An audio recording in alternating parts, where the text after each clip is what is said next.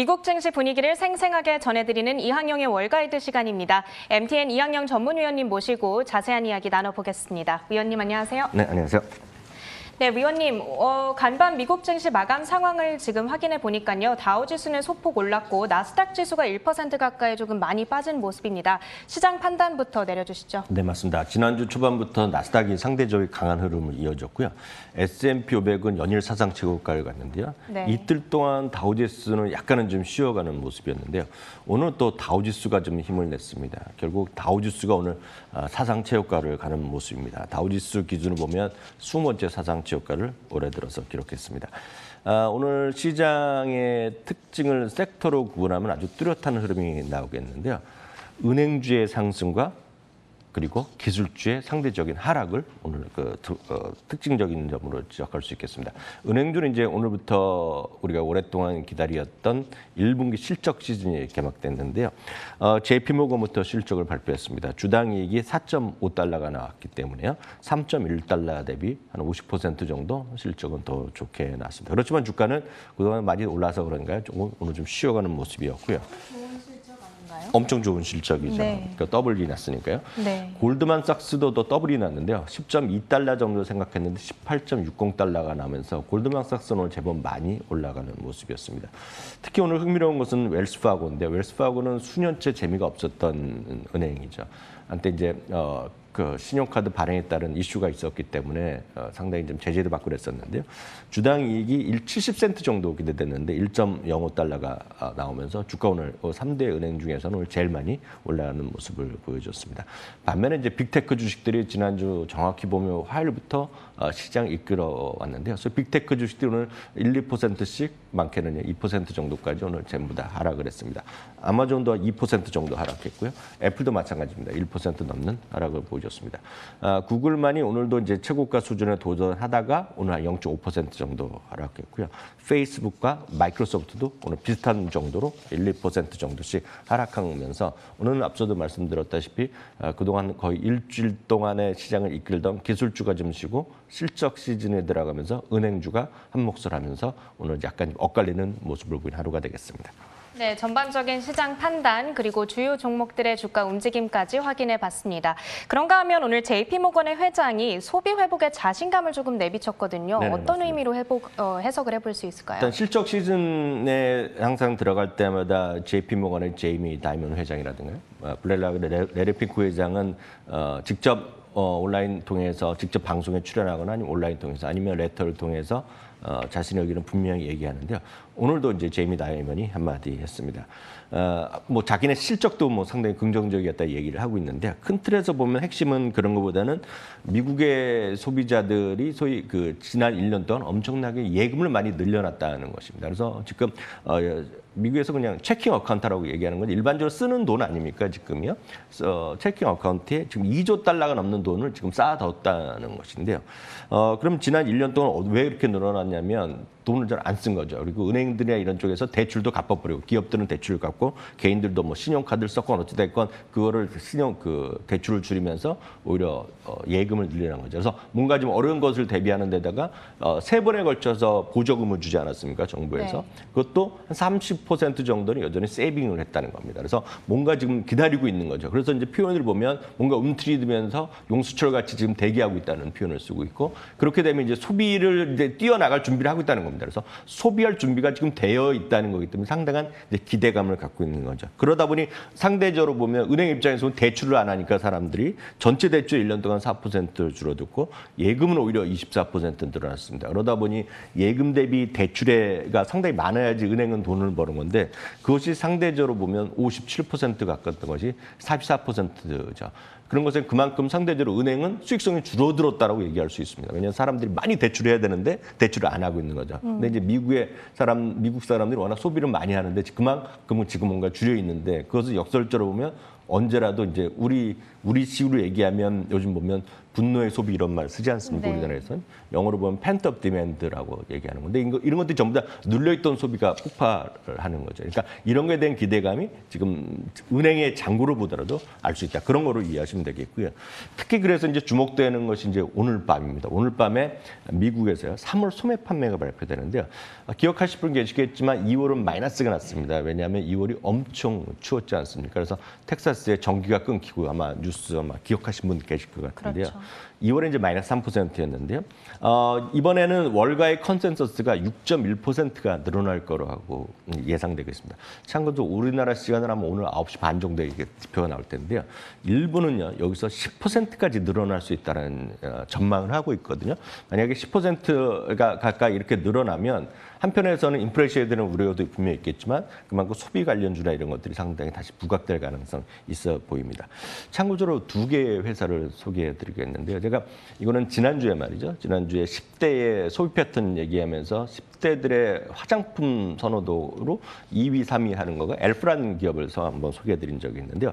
지난 3월 중순 이후에요. 4주 동안 점포 내 매출이 70%가 늘어났다고 합니다. 이 회사요. 그러니까 그런 것에 따라서 D.A. 데이비슨 같은 경우에서 목표 주가를 27에서 34달러 올려놨습니다. 가격 자체 이제 그 비싼 라인들이 아니지 않습니까? 그렇죠. 그러니까 이런 것들이 그러니까 학생들이 다시 학교에 가고 이렇게 되면서 이제 이런 것들이 소비가 늘어나는 하나의 징후인데 이게 3월 달에 나온 수치이기 때문에 이런 것들이 기대하면 된다고 보셔야 되겠고요. 펜트업 디맨드의 일환이라고 보면 네, 되는 맞습니다. 거죠. 다만 또 하나는 이제 펜트업 디맨드랑 상관없이 소비 판매가 계속 늘어나는 것이 흔히 얘기해서 뭐라 그럴까 이제 그 럭셔리 라인이라고 그러죠. 그러니까 명품 라인이지 네, 않습니까?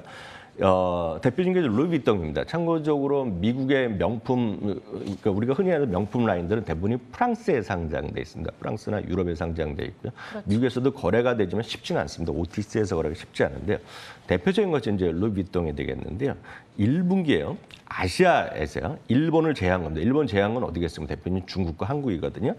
1분기에 무려 86%가 매출이 늘어났습니다. 아시아에서요. 네, 일본 제외하고요. 이게 늘어났고요. 이제 중국, 홍콩, 그리고 한국 뭐 이런 쪽이 되겠죠. 싱가포르 네. 이런 쪽이. 이었던 86%가 늘어났고요. 미국에서 23%가 늘어났습니다. 유럽에서는 상대적으로 마이너스 9%. 그러면서 루이비통이 최근 1년 동안 73% 늘어났고요. 프랑스 지수가 37% 증가했으니까 2배 이상 납니다. 그래서 어저께 그저께 지금 프랑스에서 사상 최고가 할 때 이유가 딱 루이비통이 끌고 갔다는 얘기를 프랑스 언론에서 하고 있거든요. 그만큼 시장에서 소비가 그러니까 한쪽에서는 명품 라인에서 뭐 롤렉스가 됐고 이런 명품 라인만 잘 나가던 그런 시장에서 일반적으로 소매 판매가 확대되는 그런 거의 징후를 여러분들 느끼시면 될 것 같습니다. 네, 엘프와 루이비통 흥미로운 네. 기업들의 이 주 소매 판매 추이를 저희가 확인해 봤습니다. 오늘 밤 9시 30분에 공개되는 3월달 소매 판매 확인을 같이 해보시면 좋을 것 같고요.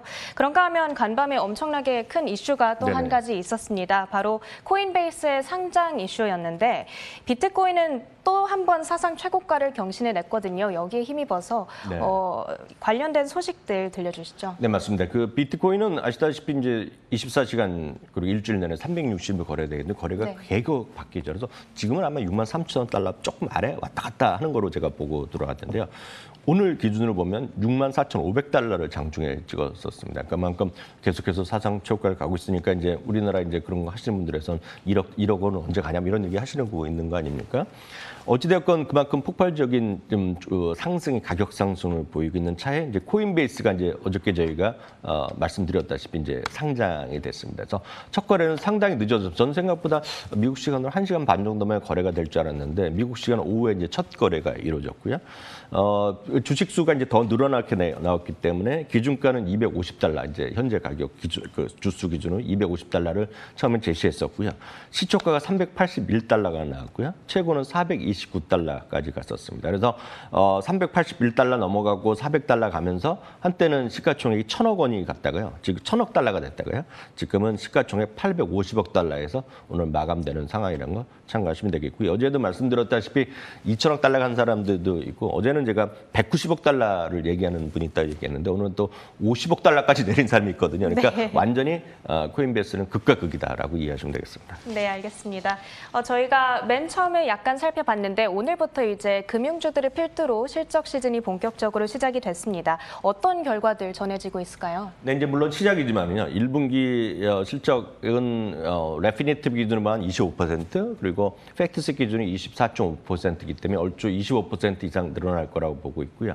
아마 발표될수록 아마 이게 올라갈 가능성이 있습니다.